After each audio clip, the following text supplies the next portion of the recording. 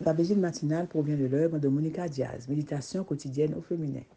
La méditation de ce matin, aujourd'hui, 11 juillet 2024, est tirée de Ésaïe 49, verset 15.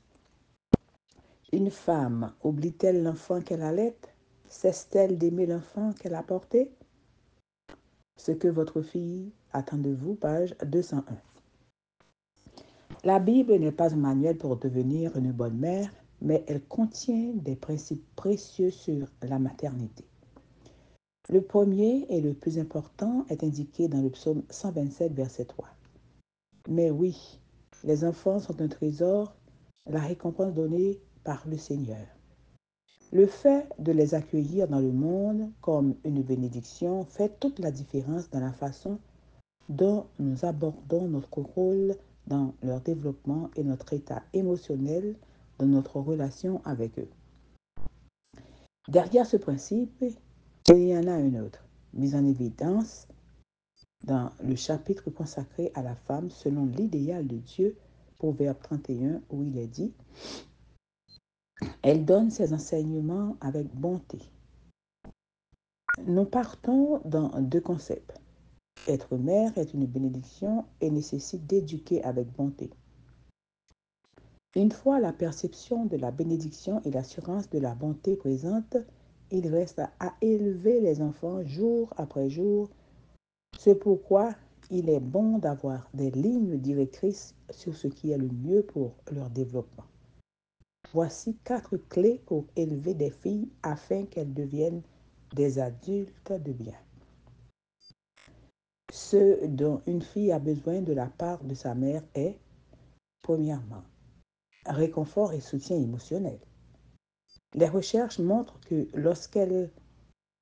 lorsqu'une fille a la certitude que sa relation avec sa mère est solide, elle se sent protégée des menaces émotionnelles. La Bible va dans ce sens lorsqu'elle déclare « Comme un homme que sa mère console, ainsi moi je vous consolerai ». Deuxièmement, l'acceptation de son corps propre. L'acceptation de son propre corps. Selon des études, il existe un lien décrit entre la honte et le rejet de son propre corps par une mère et le manque de confiance de sa fille dans sa propre image corporelle. Non, ne vous regardez donc pas trop dans le miroir et faites savoir à votre fille que, quel que soit son corps, il est acceptable. Troisièmement, un mode d'éducation pratique et flexible, fixant des limites claires tout en encourageant l'indépendance, avec une discipline qui soutient et non qui punit pour le plaisir de punir. Cela empêche les filles d'éprouver de la honte, un isolement social et d'être sur la défensive. Quatrièmement, savoir que ses attentes ne sont pas impossibles à satisfaire. Une fille a besoin que sa mère croie en elle et lui dise en des termes tels que « Je sais que tu réussiras à l'université », mais que ses attentes soient réalistes.